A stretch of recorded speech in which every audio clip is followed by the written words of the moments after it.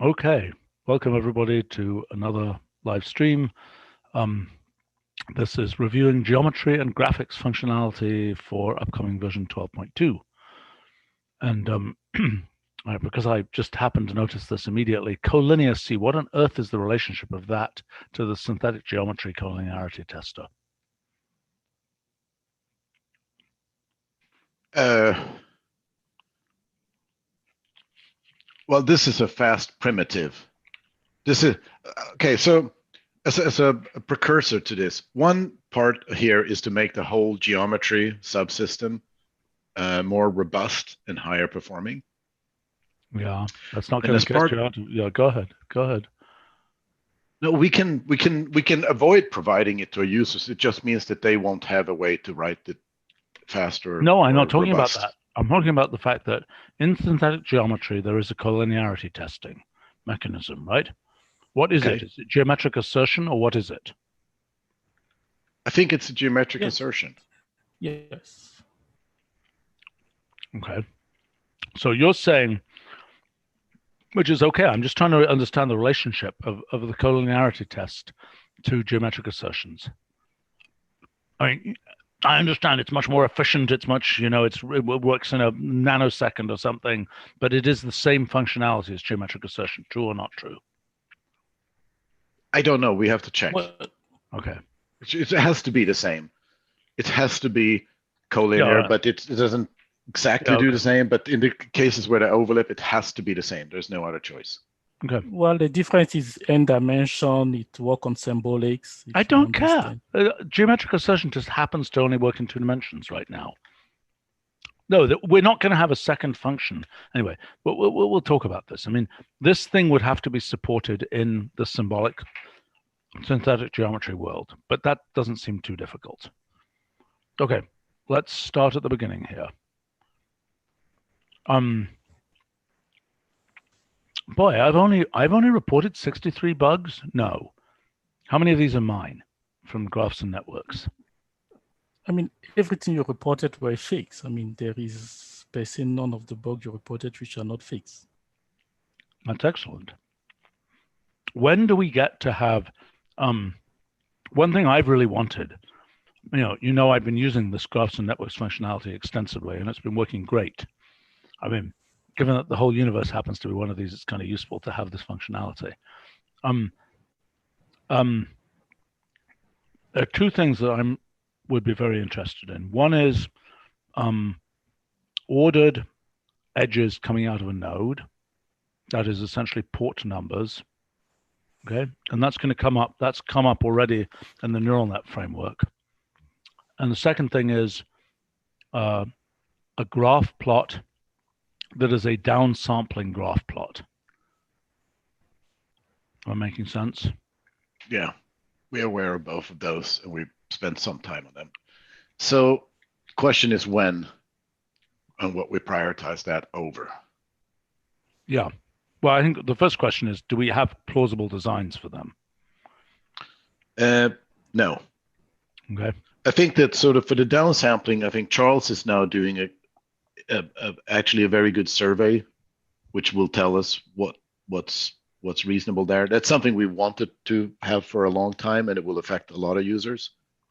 The ports, not so much. Ports will come in when we try to do hierarchical graphs. Look, ports are coming in right now because of the representation of neural nets and several other kinds of things where there's a graphical notation. Okay. Yeah, but they're not coming in for graphs. No, they're not. Okay. No, they're not. I agree. So. Okay. But in terms of downsampling, I mean, if you know things, Charles, we should put them in the function repository for now. Just particular algorithms for graph downsampling. As a practical matter, today I have to downsample some graphs. Do you have any suggestions for how to do it? Yes, I mean, it depends on what property or what you wish or end goal from the downsampling you want. But there is I have like about a dozen of those algorithm and prototype. So where can I play with one? I mean, look, what I would like is just something that has, the overall look of the graph, the placement of points is right, but I'm not drawing all the points, for instance. That would be a reasonable criterion. Oh, okay. Well, that one, it's far much easier. Yeah. I mean, I can send you the code later on that. Oh, that'd be wonderful. Really wonderful. Okay, Sandra on the live stream is asking about Voronoi in 3D. What's the story of Voronoi in 3D? What does yes mean? It's there. I mean, it's there? planned. Well, it's planned. For 12.2. Yes. Yeehaw.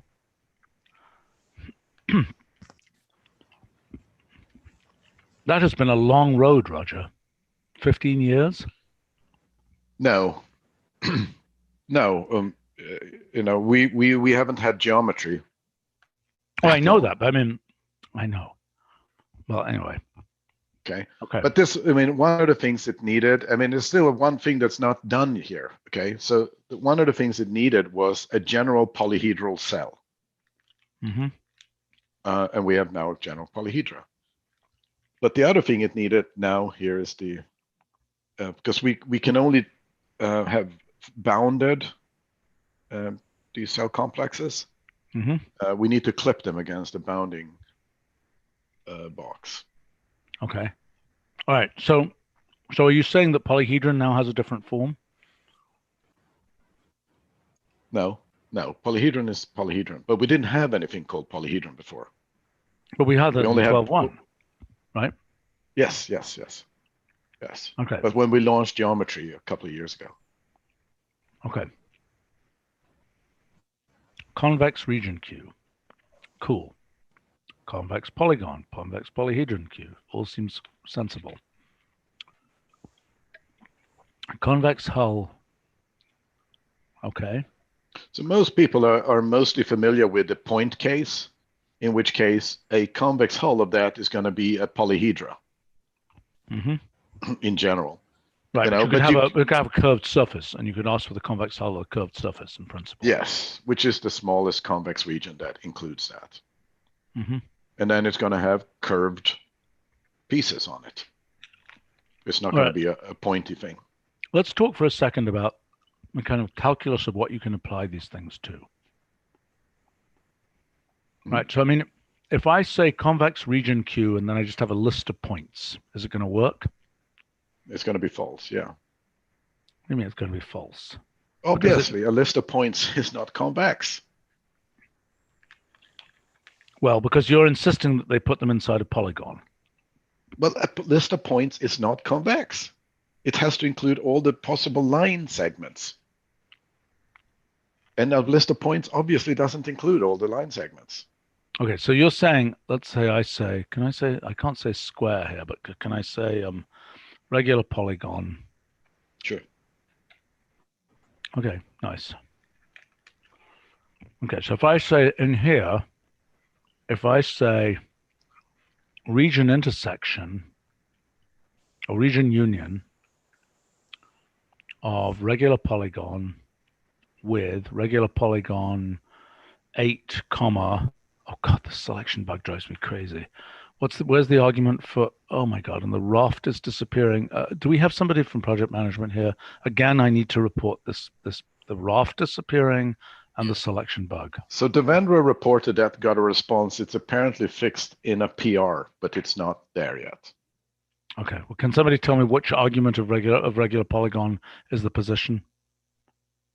The first argument is the position. Okay.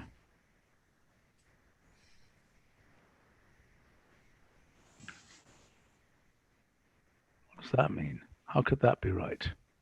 Or do I need to put this in a list? What's going on here? Yeah. I don't understand. What's happening here? That doesn't look right.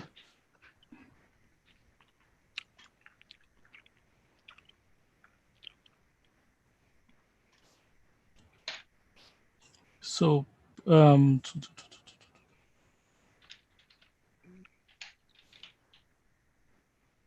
you've got a radius and an angle. It's a radius. Yeah, this. I see. So this has got to be like this. Okay, much better.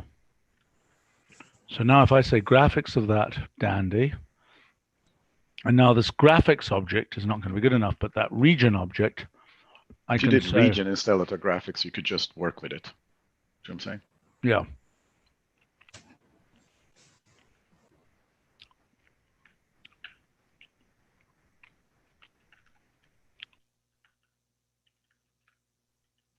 Okay.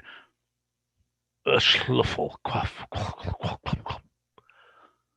Bug. Is that bug an expected bug or an unexpected bug?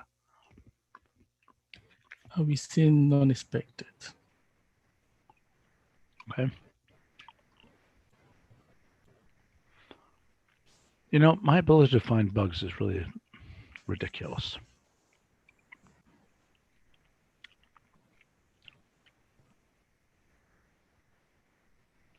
The thing that comes out is a polygon. How could that possibly? Well, I don't know. Maybe something unstable on the system, something. I mean, we tested this, so. Yeah. That's gotta be. I mean, this is the base case. Polygon and a base polyhedra base polygon. This is like the base case for it. Well, assuming that that thing there actually is, how would I get out the points in that polygon? Polygon coordinate.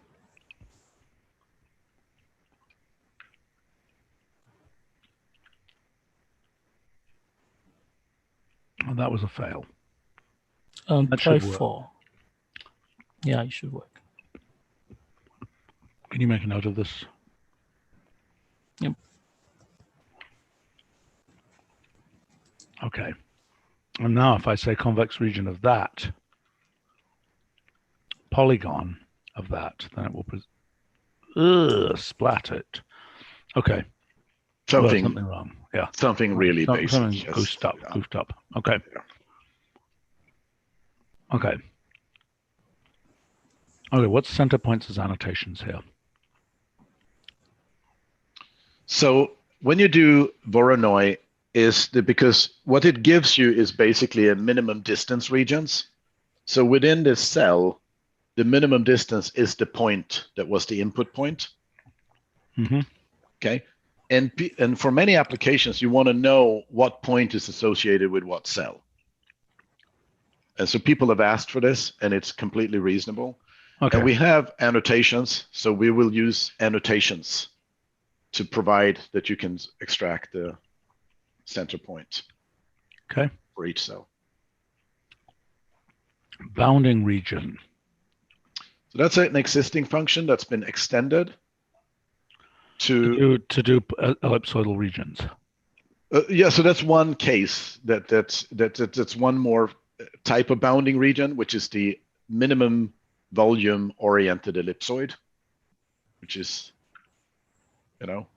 very efficient, very good to have, which is, it's very small volume. So it's using our convex optimization to compute.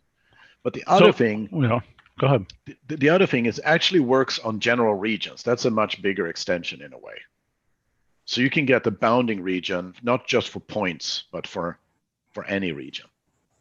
So wait a minute. So what we've got here. So if you look at the source, you'll see this new thing. Okay, well, hold on. Let's. If I say, well, you're saying fast ellipse here. Yeah. The hell's? Why didn't that work?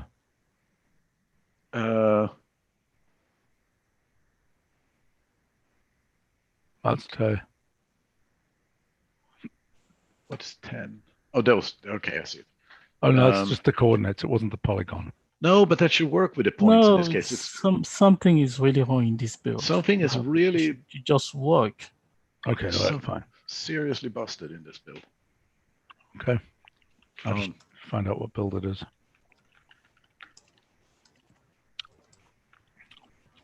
Yesterday. Okay. All right. But if you look at that source, you can see the documentation source for bounding region new. Okay.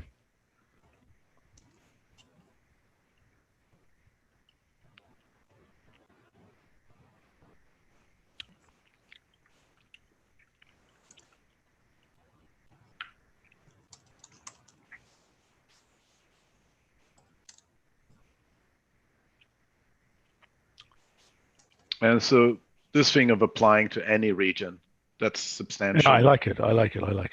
It's basically fitting a whatever around a region. Yes. And see, these bounding regions are all convex. So they're simple in that way. So for instance, right. we use them a lot internally to get faster code, fast negative criteria. But it's not hard to imagine why you want it. Let's say you have a robot arm that's going to collide with its environment. Sure. But the one argument form of bounding region should also work for a region, right? Not Absolutely. just the one with a form. So you should document that. Makes sense? Right. I see what you're saying. But this sounds like a very useful function. It is. It was just been made even better. Good. Okay, Sandra on a live stream is asking for, can the polygons return in the original order? What's the original? What's original? So in other words, what that means is presumably if the Voronoi region, so right now, if I say Voronoi mesh of, let's say, %10, why didn't that work? I don't know what about this Yeah, build. It's just something's lost hope in this build now. Okay, fine. Let it just start up a regular 12.1. Or should I start a regular 12.2 head branch? Let's do a 12.2. No, there's nothing head branch. Okay. Oh no, there should be what's in 12.1. Yeah, the 2D should work.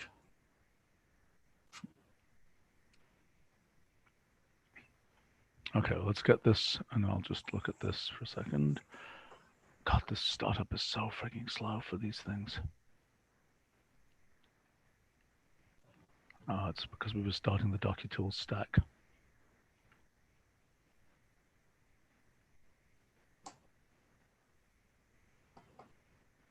Okay, so what we're talking about here, let's say we say Voronoi mesh of this. Okay, now those cells, presumably, how can I get those cells out?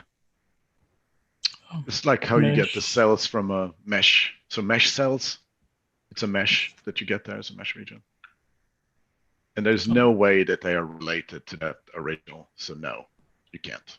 Wait, the list of polygons here. Why can't the list of polygons be in the order of those initial points? No. Why not? There's no way. Why? No. Why? The list of polygons. The list of polygons here, right? There's a no, polygon you're asking for a point. special canonicalization, and it makes no sense. There, What on is, the other hand, we can get the points out that are the center points. They can be annotations, and that's what I just talked about. So preserving that order will destroy. It will be massive impact on the whole mesh data structure. Not happening. What is the order of those polygons right now? That order looks to be optimized for the number of points. I mean, the size of the polygon. We're not gonna let that fucking thing is not gonna affect the order. Not gonna happen. Okay. It's ridiculous. I just want to understand what the order is. Okay. In principle, there is no order, but when we return them based on the number of points, right? Because we store those points as backed arrays. So that's why you see lowered, 4.5. So you're choosing to sort them here, but your internal data structure does whatever it does. The internal data structure uses many optimizations to this. For instance, being able to use arrays. And arrays, they need to be of similar size, so the same number of points. I see. Okay. Okay, but so fine. But the operation that one wants to do here is to say, let me extract. I mean, let's imagine that what I wanted to do was I have this Voronoi mesh, and now I want to extract the Voronoi cells that correspond to points 1, 3, and 7. How would I do that? How would I do it? So we'll store the points as annotations on those cells. Okay, but so how would I actually do the extraction? Annotation value, right? That's what we agreed on. No, but that will tell you for a given cell what is its related point. I'm asking the question, if I want to say 4.7, what is its Voronoi cell? We introduce. I'm sorry, it's running out of my mind. We introduced that in version 12.1. Mesh nearest or such, we give you the closest cell containing that point. Oh yeah, that works generally. Yeah. Okay, fine. All right. Okay, onward. Triangulate mesh. What does that mean? What is a conforming triangulation? Okay, so actually I realized there's a piece there that we were still working on the documentation to give a better description of. So you can have constraints basically when you do triangulations. Yeah, like how pointed can the triangles get? No, but the constraints can be, you want this line segment to be part of the triangulation. You want, line segment in the case of triangulations, and triangles and other things for tetrahedralizations. So those need to be included there, and then so those are constraints. Conforming, if it's constrained, it's not necessarily Delaunay. If it's conforming, it's necessarily Delaunay. Okay. Okay. So, should I look at this page or not? I think it's not there yet. We were working on, but I realized that we didn't have our revisits to look at it. Okay. It's not there, right, Charles? I think I put it if we have a latest update. I mean, just some. Okay, well then go and look. But I haven't seen it yet. We were still sort of working on that to be able to explain that in a clean and clear way. Sandra is commenting here that he would expect. So let's see. We take a bunch of random points. We Voronoi those points.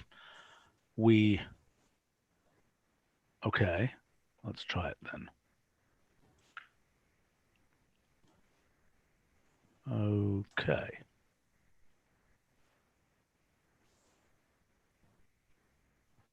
So what is this doing? Mesh primitives. Well, mesh primitives gets you the polygons, but with points substituted in instead of the indexes.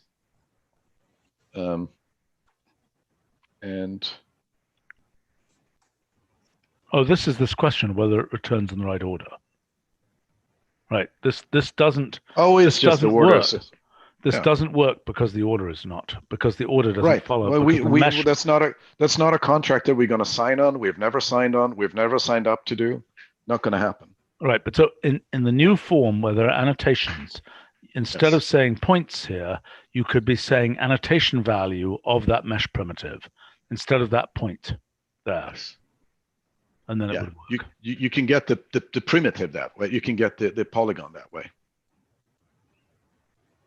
Yes, I understand. Okay. Let's go back over here.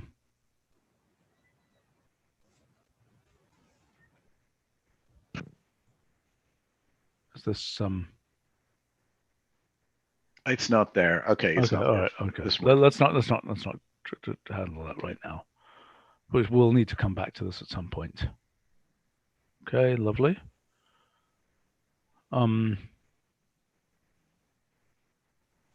Okay. Positive orientation. It's what we seek in everybody.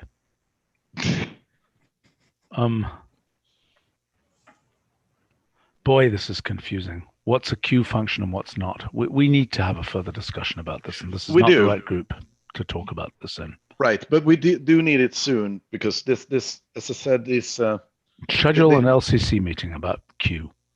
Okay. Yes. Yeah. And let's bring up these examples, right? Because what is the issue with coplanar Q? It's the same thing that it can have parameters, so you get a condition.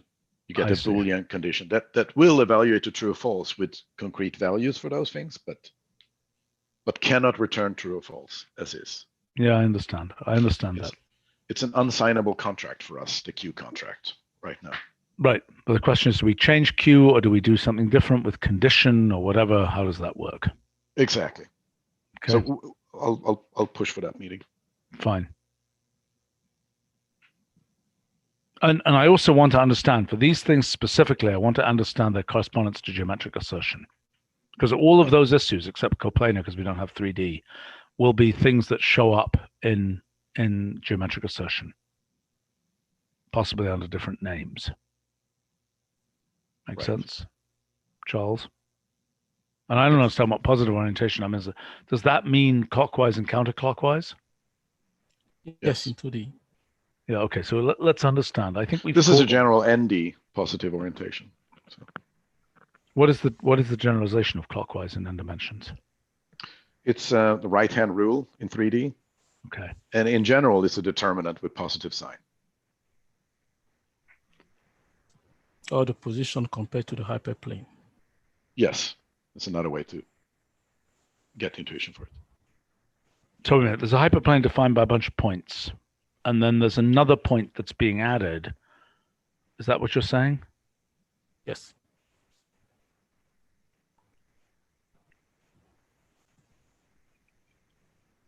Sorry, I don't quite understand the so you've got, what is it some kind of wedge product that you're doing that generates the final point, so to speak? It's the antisymmetric, that's what you say, determinant. You say you take the coordinates of the points, the whatever they are, then you form the totally antisymmetric, you form the... open the page. It's down there, Stephen. It's nicely explained there, I think.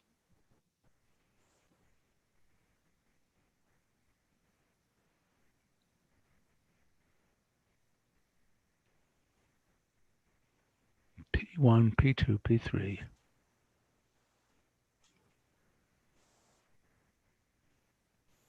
Okay, but P4, I wouldn't call it P4. I would call that P star or something, because it's not really a point in that collection, right? It's a manufactured point.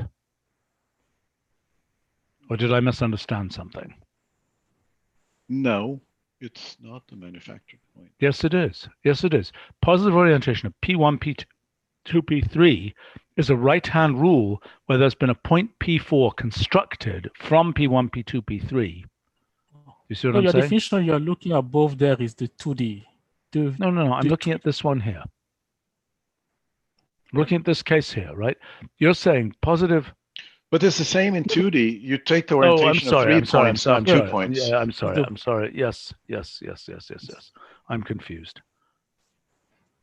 Yeah, there was that question that, essentially, like you point also the Q4, the P4 in this case, kind of an independent point, right? If you think about it, because the first, in dimension n, the n first point kind of define the hyperplane, and then the n+1 point kind of the last one in that spec. Right, that is a nice way to think about it. Yeah, I agree. Right. What is this, just for my education, in terms of totally antisymmetric tensors and so on, what is this thing? Is this the signature? If I take... It is basically a wedge product. It's the... It's epsilon ijk, whatever it is, and then with all of the points fed into that, I think. It's a determinant, as you say, of all the Sure, it's the determinant of the list of coordinate values. Right. Yes. Okay, fine. I mean, you see the determinant definition at the last line there. Right. Nice. Well, nice function, bad name. We'll fix that. Okay. Wonderful. Okay, linear gradient filling. Okay, so this is... You really need to open those. They're very nice. So this is graphics now. Yep. Do we have Brett here, or is this a non-Brett form of graphics? This is non-Brett. This is graphics. Brett is visualization. Oh, Roger, you always make this distinction, and I always get confused by it.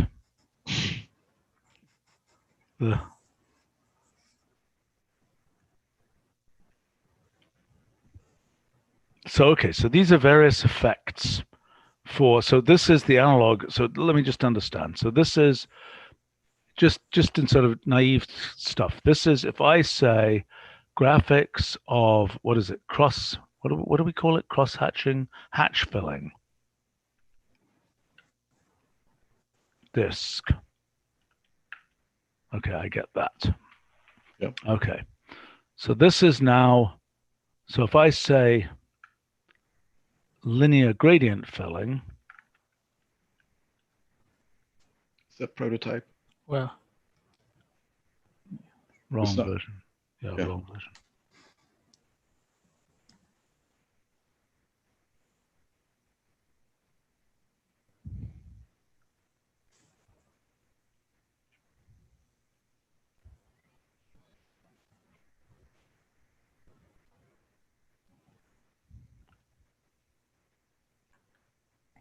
I don't see a hell of a lot there. You probably use regular polygon. We, Yuzo fixed that issue today or yesterday. So.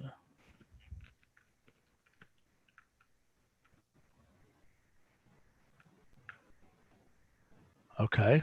Which way round is it?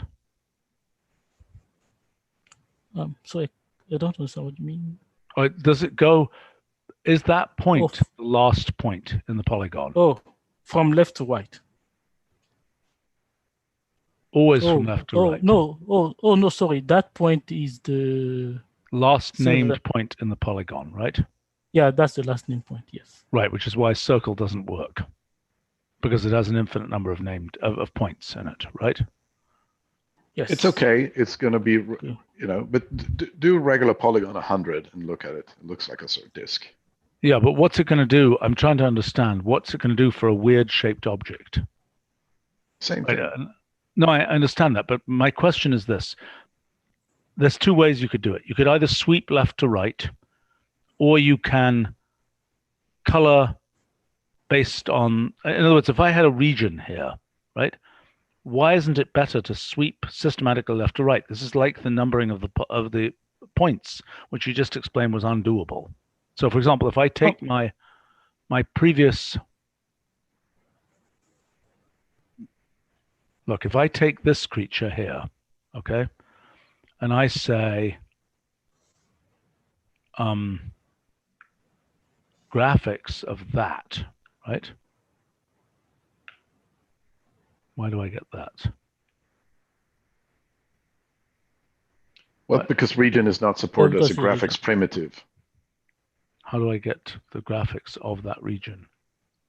Probably just that's not great. You should take the first of that region for sure. Oh, that's bad. This should work. This should work. Yeah. We've well, the last time we discussed about it, you asked for mesh, so we made mesh work, but we didn't make region work in general. Okay, so we should make region work. Okay, but anyway, there it is. Okay, so then here, I take that presumably, and I go here. Okay, now explain this to me, because that thing. So is it a left to right sweep? Yes, it is. Yes. Okay. Look at the illustration in the. Okay, so even this was left to right. I was just confused about the points here. No, it happened to be one point sticking out. There could be a whole edge being the last. If you take something with an even. Okay, fine. It's just the easternmost point is lighter. That's fine. Okay, I get it. Yeah, it's nothing to do with points per se. Yeah, okay, I get it. I was confused. See? Do you get that illustration? Gradient filling. Yeah, I understand the illustration. So if I were to do linear gradient filling, red to blue here. So this is a version of blend that is a spatial version of blend, basically. Yeah.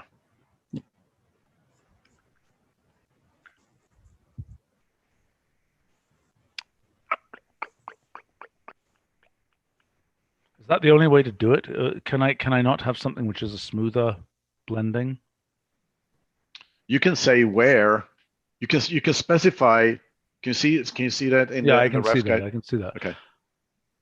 Where it's a list of points and a list of colors, basically. Can I give position arrow color as well? I think I should be able to do that. The transpose of this. I don't know, Charles. Does that work? I think it should Yes, work. Okay, so it's here if transpose.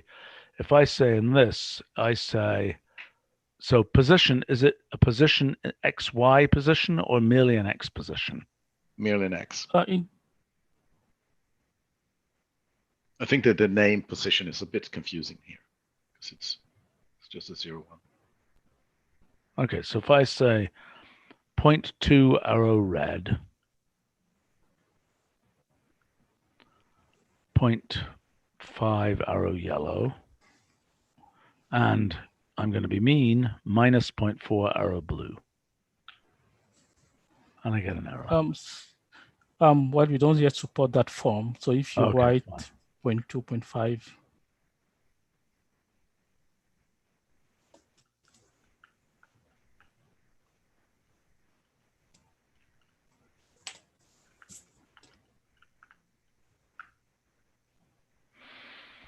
okay, so hold on. So this is. I bet that surprised you. You were sure to find another bug. No, I wasn't sure. I just suspected it. It's okay. I okay. think, to be honest, I think Charles just derived that. So it has basically what it deals with intervals outside 0, 1 is a periodic continuation of 0, 1. So whatever you see what I'm saying? That's a little weird. well, this part, when you get out of away from 1, minus 1, the bound 0, 1, is probably not right. So this need to be fixed. Well, so let's think about this. So what you're doing here is you're making at this point, at the point 0.2, it's pure red, right? Yes. So I claim there needs to be an interpolation order here in color space because I think this looks kind of stupid to have these actual lines, because I assume you can see it through the web conferencing thing, that you can see this really highlights the pure red, the pure yellow line. Does it for you? Yep. Yes. Oh, that's interesting. Interpolation order. Yeah. That's what I would suggest. And that way, because I think that's going to... So one of the things here is that one of the languages we've looked at for this to be compatible with is SVG. Mm-hmm. So I don't know if they have interpolation order, but I think that we have now, it's nicely compatible both ways. No, most of the time people just do the linear, the blend form. And it's just that those colors are so non-compatible. Sandra is asking if this can have opacity. I would assume. No, opacity 0.5 is not a color, but if you actually... But that's a color, but this is a color. Opacity 0.5 comma yellow is a color. You should make that work. That's a perfectly valid color. What's that? Oh, I was just not aware of that. Well, I think it is, unless I'm crazy. And I think if I say graphics of this. It is. Yeah. Yeah, okay. Okay, fine. So there's an interpolation in the alpha channel as well as in the color space. Right. So so it's got to interpolate independently in RGB. I don't know whether it's interpolating. Clearly the interpolation order in RGB space depends on whether it's RGB space or XYZ space or whatever else. Right? And then the interpolation. I think right now it just does RGB. Is RGB is what people expect, is the one which is the most efficient to run. Okay, fine. Okay, but anyway, so this is just a simple thing here, right? Yes. Okay, so then if I go like this, yeah, I really think you should try and avoid those bright lines, so to speak. We have so one of the things that we've done here which is that we wanted a richer set of gradients that people can call on. So, and maybe you have an idea, okay? But basically what we've done is it a data repository item and we use resource? Is a resource. Well, right.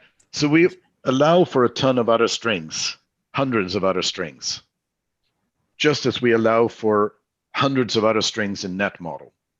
Yes, good idea. Okay. And so if you go down and presumably you're doing that just like when you have icons, plot markers, we allow for many strings, right? For plot markers. Yeah, those are kind of, there's not super many strings there. Here we're talking seriously many, and you can go. But we should be able to do that. Plot markers. So the way that works for neural nets, right? It's its own net model. Okay, just to review how that works. You know how that works, or shall I review how that works? Yes, I know how it works. Okay, but just to say it, I mean, every net model is a resource object of type net model, but then net model pulls in. Net model is specialized. I mean, just like resource data is just calling resource objects which have names, where there's simple name disambiguation, but it's a resource object of type, data or whatever it is, that is then pulled in. So what you're suggesting is, for plot markers, we should do this too, is to have a repository.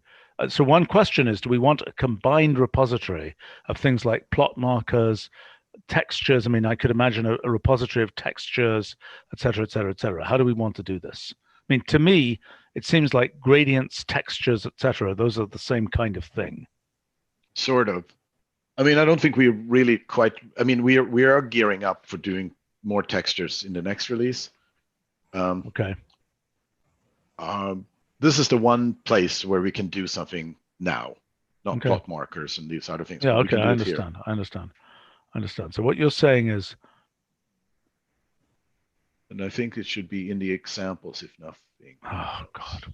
Remember, documentation is not documentation if it's only in the examples.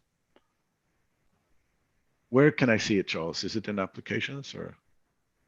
Remember, Charles, you understand that principle. It's not documented if it's only in the examples.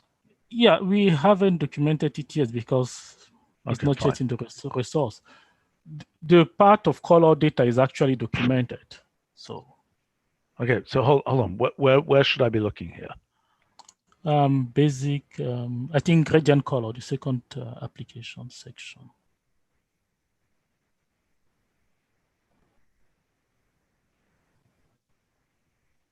Wait a minute. This is a color data. So wait a minute. Okay, so let's just hold on a second. Let me try to understand this. Okay, so first point is, even color data should really be a resource system play, right? Yeah, kind of, yes. It should be. That's the right way to do it. So, okay, so let's understand that. So that's a thing that probably you guys should talk to the resource system team about. So color data becomes a resource object of type color, whatever it is.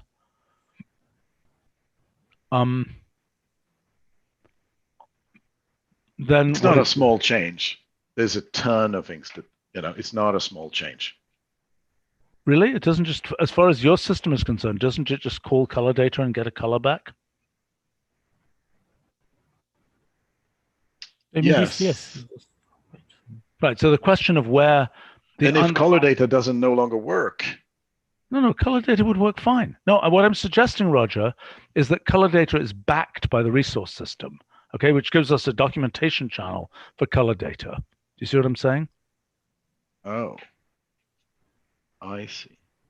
Right, and Sander is commenting that color data hasn't been updated for a decade, which he's complaining about, rightly so. So what I'm suggesting is... It's not quite, Sander. We've added lots of things, but the overall structure is the same. Right, so what I'm suggesting is that color data, instead of it just being sort of this mysterious thing that has, that goes through this, that effectively becomes that, that there's a resource system thing like the neural net repository, which is the color data repository, so to speak, that has each one of these things has a documentation page, blah, blah, blah. See what I'm saying? So then we can add whatever you want to that. People can contribute to it. I mean, this is exactly where we were getting to here, but we could not. That's fine. Okay, it's fine. Not for this version, but I mean, but what I'm suggesting is that the only thing the resource system is doing for you there is providing a documentation and extension track, basically. Yeah. You see what I'm saying? So if you look here, the next one, there's several hundred UI gradients that people have developed. Okay. So this is 400, 300, yeah, but a little bit less than 400. Okay, fine. So you want to put these in a color gradients. I mean, the natural thing to do would be, okay, either they're just available in this function, or you could have a color gradients data which pulls them in either way.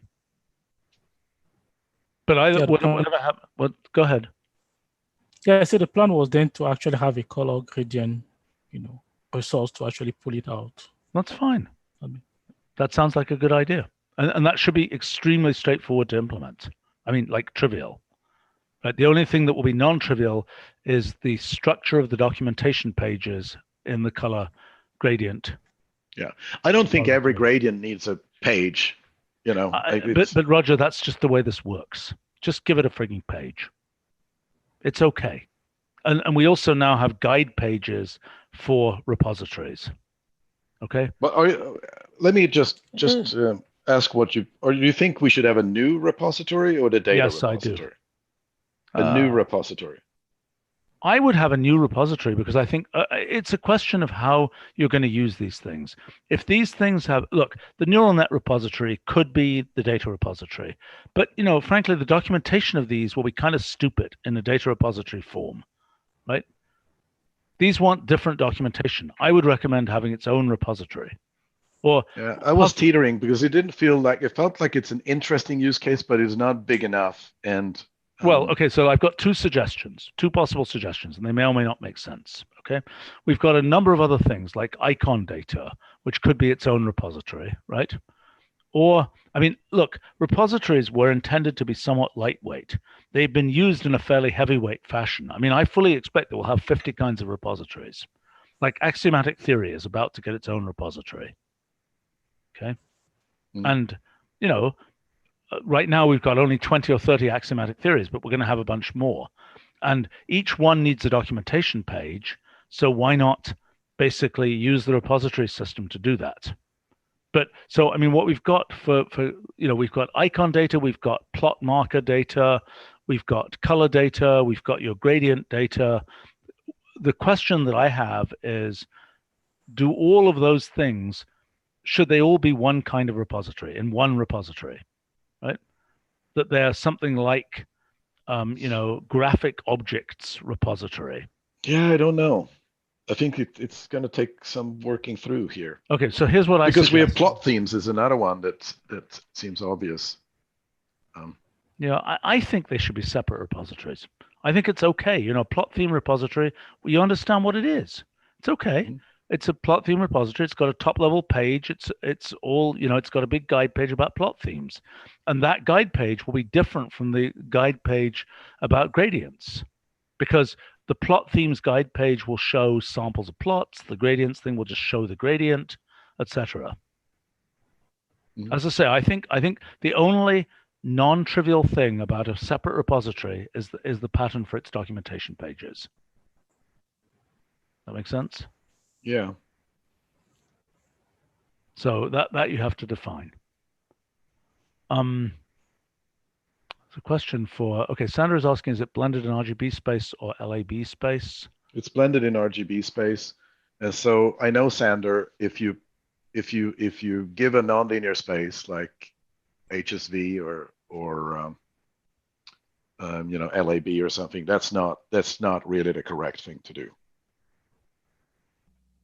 Right. If your colors are in those other spaces, but as Bob is pointing out, thinks that better algorithms do color blending than taking the average of RGB values. Yes, and I'm sure Blend uses better algorithms. right? But we're not using blend here, are we? Or No. are we? Because No. we're not in a position to use blend, because that's not. Are these things running in GPUs? Is this? Yes, it's running in GPUs. Okay. So I mean, in the future, we might choose. We might be able to change the default algorithm to use something fancier. Yes. I mean, for RGB, blending in RGB is optimal. And for the linearly related spaces like XYZ, CMY, it doesn't matter. It's going to give it's commutative. It's the same thing. So if you use a nonlinear, sorry. Anyway, I mean, at the end, right? We can do all that. We can do the operation in each space, but we just need to do the conversion and the mapping, right? And if there is the right demand and the need, then we can do it. But it's pretty much that. Push is asking, how is this represented internally? And I don't know the answer. I mean, this is just some function that I don't know what this is. Color data? It's effectively using wrappers around an interpolating function. Okay. Okay. But look, and Sandra is commenting that balanced hue is not documented, which I don't know what that, I mean, look, basic bottom line is we need a color data repository. Okay. And I suggest you guys get with Brad and so on to define how that works. And I'm happy to be part of that. But the test, Roger, what I think you need to do is just make up what would you like to see on a documentation page for one of these things. And to be honest, with a color data documentation page, really it's just a frigging picture of the color. It's just a big version of that picture. That's all you really need to see. That, and you need to see alsos to other related. You might want to see, for example, a custom version of see also in which you see the actual color gradients in the see also, if you see what I mean. Does that make sense? Yeah, I mean, there's actual design. I mean, some of them, sure, I got that. But we have designed a bunch of new color data, color lists, for instance, for charting, which were, the original ones were intended to be smooth, but smooth colors next to each other. Yeah, don't work. It's really bad in a pie. You can't tell them apart.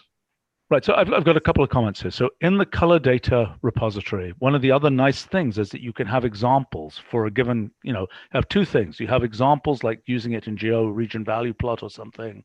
You can have see alsos with actual color things. So, I think it's really a useful thing. And okay. So let's go back to this. So I understand this should use the repository, and you could do that right now. You can just create the resource objects. You don't necessarily have to have the We did. That's what it's already done. Okay. Okay, great. Okay, so that's what you're doing for linear gradient. So the linear gradient is basically an orientation. What happens to a linear gradient on a three-dimensional object? Now, filling only works in 2D. 2D. Okay, so it's hatching. What is it called in 3D? Shading. Yeah, the things that operate on surfaces are different, and we don't have anything like this. Right, and we also don't need, I mean, since we live in roughly at least three-dimensional space, we have a limited number of cases we have to deal with for now. Yeah. Okay. Let's look at this. So radial has what parameters? It presumably has to know. I mean, what happens if that's not a circle? So radial is with respect to its center point. And they support the radii for the ellipse cases. Yeah, but where's the center of each ellipse? Oh, there is just one center, so the concentric circle, concentric ellipse. But where's the center? Is it the center of gravity? Roughly speaking, scale 0.5, 0.5, middle of the bounding box. Is that the right concept? Well, shouldn't you be able to parameterize the center? I mean, it doesn't matter. It is parameterized, the last case. Oh, okay. See, the X, Y. Okay, is it always along the coordinate directions? And what happens? Okay, I've got a couple of questions here. if I change the, let me look at something here. So if I say linear, instead of saying this, I say radial gradient filling.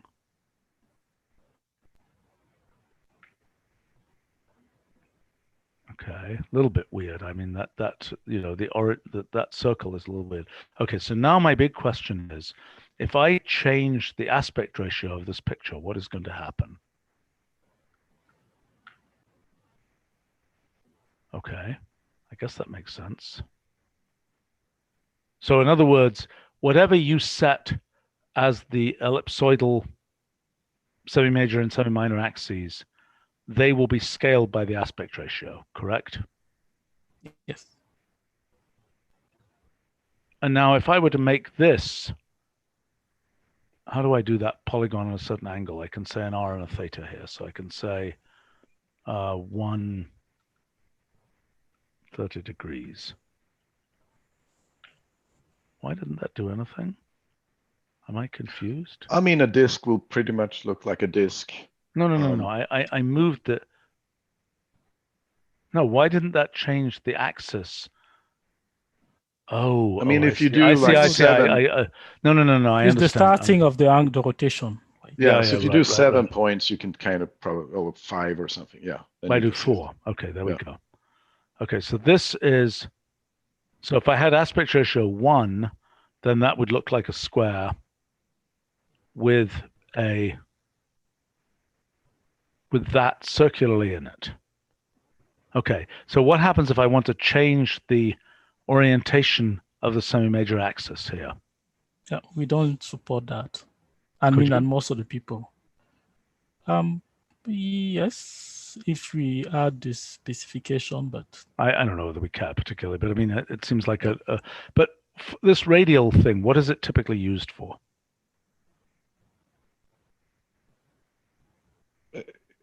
What do you mean for graphic effect? You know, Yeah. when you create.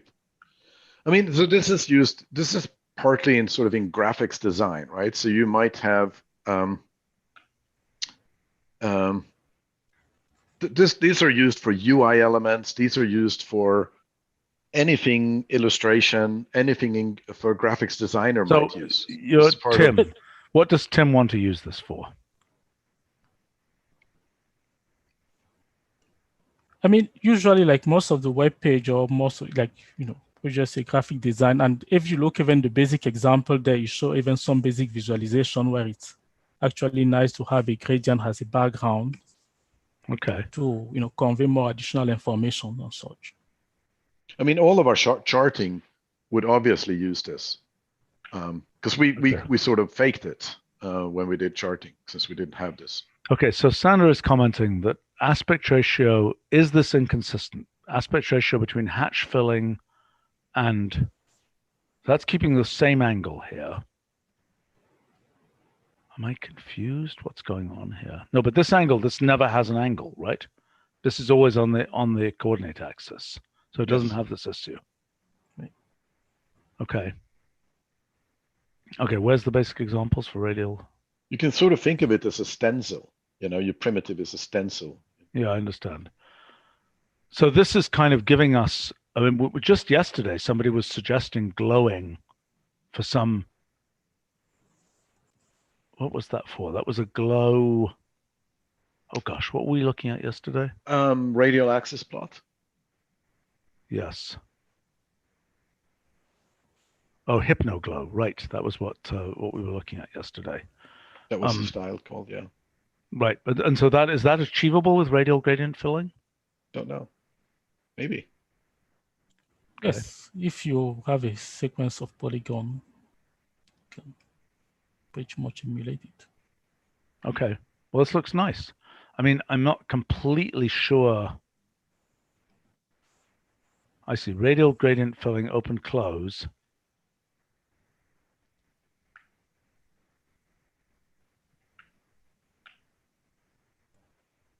Black in the middle. Makes sense. Makes good sense. Makes sense. I can see why this would be relevant for UI elements. Have we shown this to Jeremy and so on? No. No. Can we do that? Can we do that? Sure. just to see if there's any further comments. I mean, it looks nice. Okay. All right, let's look at, okay, so the conic case is, what is that? That will have parameters associated with its, with how the cone, I see. So that's around a circle, but I can't combine these, right? I can't have something that varies.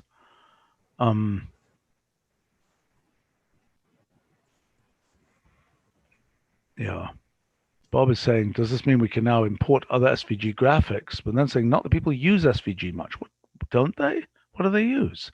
I thought people were using SVG. Yeah, SVG is a common. If you want a vector format, what else are you going to use? Well, right.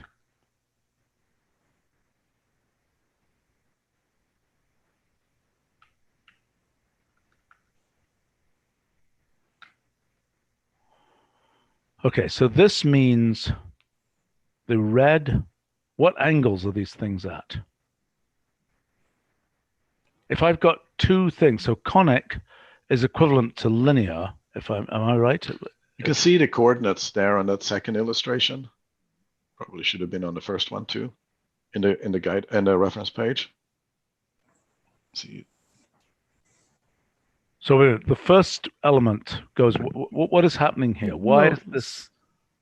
So we go with, so we uniformly split, in this case, the circle between 0 and 2 pi.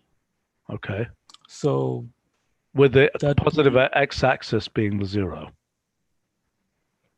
And do you go we don't start clockwise? No, we go counterclockwise, and we are not starting per se at 0, because the red will be maybe in this case a power over 6 or so.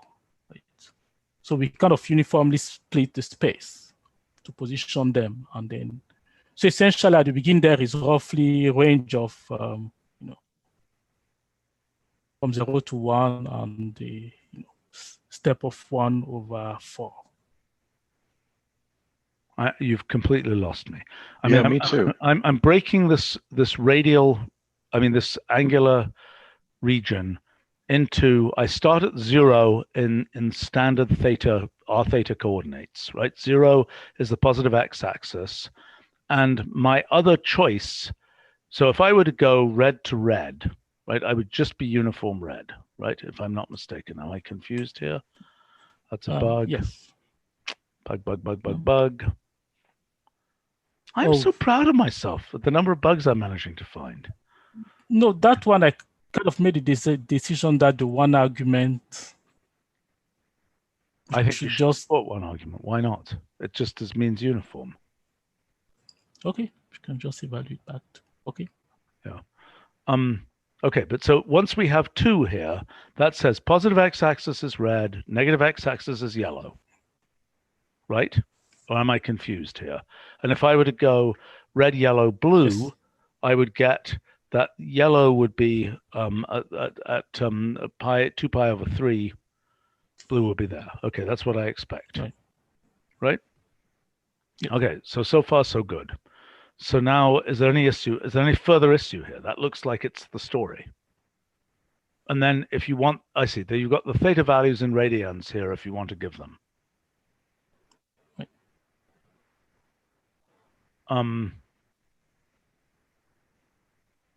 Okay. Okay. So, right. Okay. That seems uncontroversial to me, this thing here. And this says the center of the cone, in this case, I can say the center is 0.5, let's say 1, 0.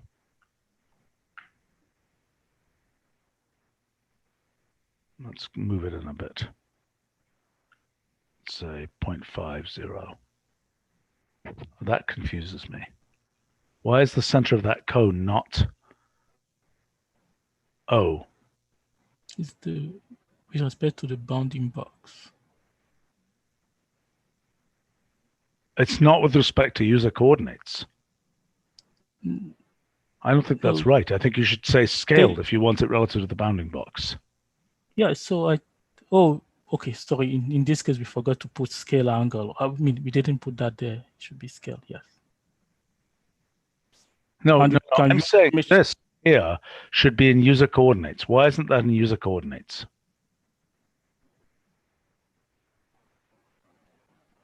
I don't want that in scaled coordinates. If I wanted in scaled coordinates, I would have said scaled. Otherwise, if I want conic gradient filling on 7 different dancing elephants in my picture, right?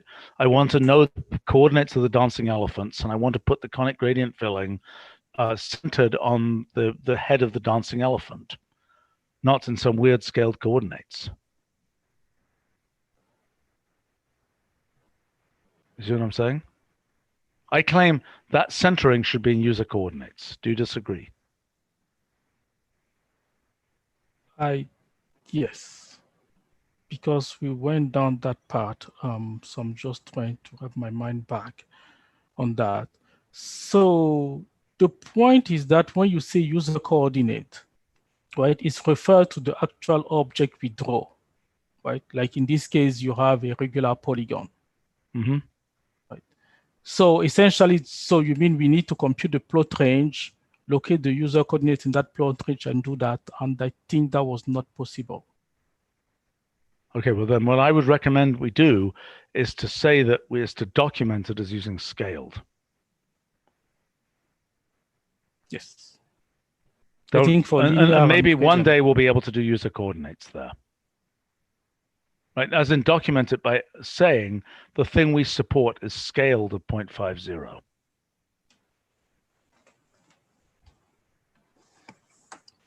well, it's not per se really scale because scale is with respect to the plot range. So what is it with respect to? It's respect to the bounding box of the actual object we are drawing. Gosh. Oh, wow.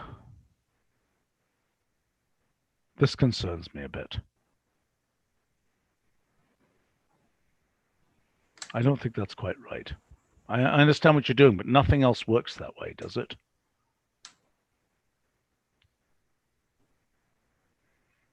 Okay, we have some questions and comments on our live stream here. Let me just go through this a bit.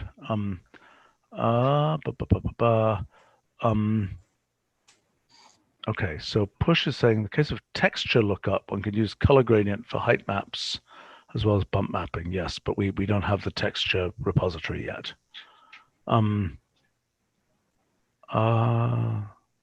Okay, there's a question about PDF export. Are we having to rasterize these for PDF export? This has not yet sort of made it there, but I think initially it will be rasterized. Whether that sort of an updated PDF export can export it directly, I hope so. Right. But okay. What the people say that work on that, they will say there are too many other elements that cannot be, mapped into PDF. So we might as well bitmap it all. Yeah, but it's worth exploring because I know that this is a sore point. At least for the first version, it's kind of what we all agree on. Yeah.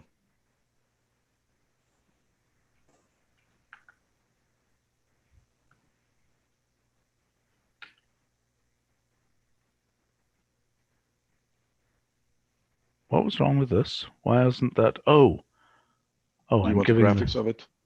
No, I know. I'm giving the coordinate in the wrong place.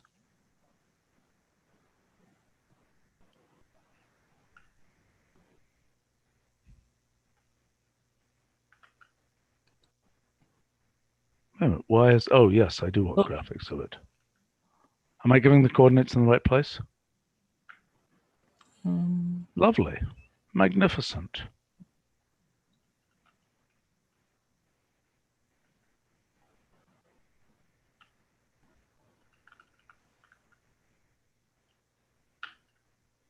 That's quite magnificent. Let's up the number. That was quite fast, quite zippy. Why is there so much greenery there?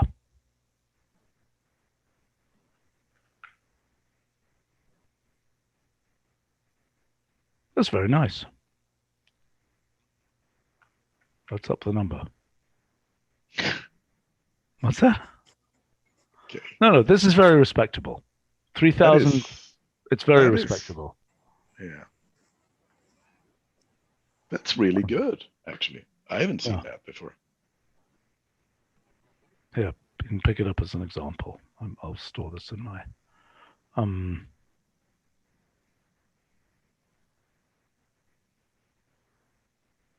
how could I not have a graphics section here?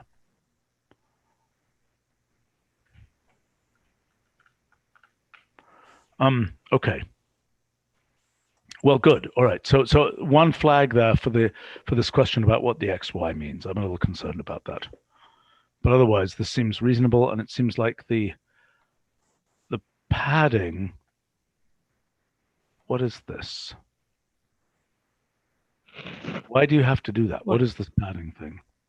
So, I mean, the best is to start with the case of the linear gradient filling. So if you specify the value between 0 and 1, so the range, and instead of starting at 0, you start, for example, at 0.2 to 0.8. Right. So you what only will be the define behavior on the left and right? I see. Okay, fine. Yep.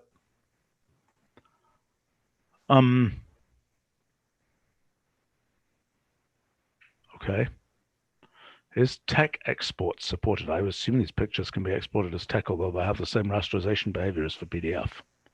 Yeah. Okay, this is really nice. I'm getting really hungry though. And I'm gonna run. I'm super late. Okay.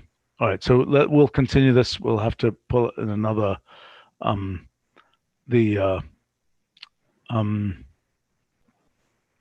we'll have to do one more iteration of this.